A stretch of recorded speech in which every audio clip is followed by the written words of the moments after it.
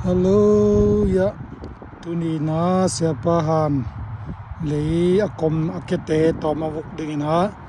Jackson le vumpi to keto kathumina na paithe nge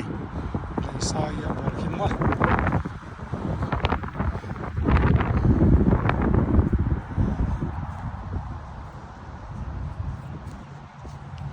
idani na lei sa bornela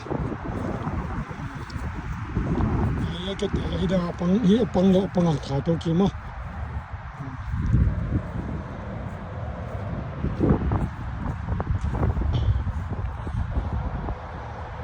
ok cho tầm này là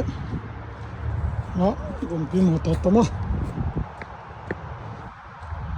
sẽ là Jackson này